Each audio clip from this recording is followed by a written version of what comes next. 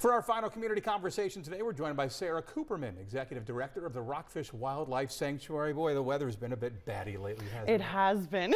Oh, that gets us into today's topic.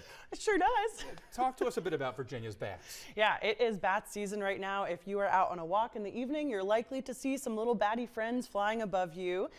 We have 17 different species of bats here in Virginia, and they are all incredibly interesting and important to our ecosystems. They are insectivores, meaning that they eat bugs, including mosquitoes and gnats and all the things that surely most folks don't want hanging out around their porch.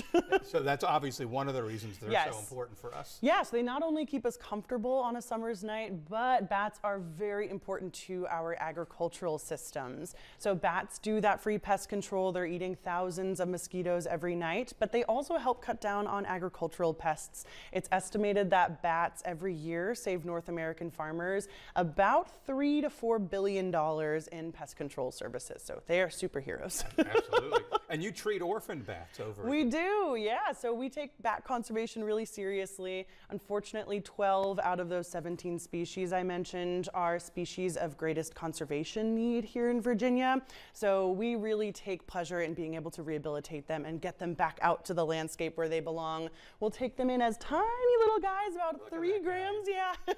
And they're totally naked, have eyes closed, ears closed, and we will raise them with bat formula, feedings all throughout the night, move them onto mealworms, as you can see, munching away, and from there we'll graduate them from our nursery to our outdoor flight enclosure. We're one of the only organizations in Virginia that works with bats from little tiny pup through release, so having that flight enclosure just for bats is a really great way to prepare them for life in the wild again. Maybe different than the image we have in our mind of what bats are like. Absolutely. So how can folks at home, how can we support native bats?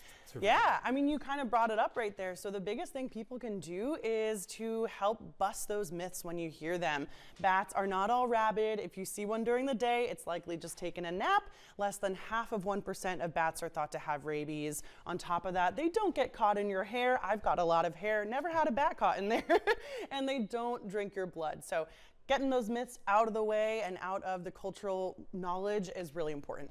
All right, obviously there's a lot to learn about bats and how we can coexist. Yeah, so not only can people leave dead trees up, snags, and also cut down on using any insecticides in their yards, but something that we recommend is installing a bat house. We have a bat house from Bat B&B at the sanctuary, and we have at least 50 bats in there at any given time. You can hear them squabbling and chatting to one another through the day. So we actually have a collab with Bat B&B. If you buy a Bat B&B bat house and use the code Rockfish, you get a discount, and then they'll donate 20% of the sale to our life-saving work at the sanctuary. Everybody wins. Yes, everyone wins, and bat houses really do work. Sarah, good seeing you. You too. Thanks so much. Fun to be batty with you.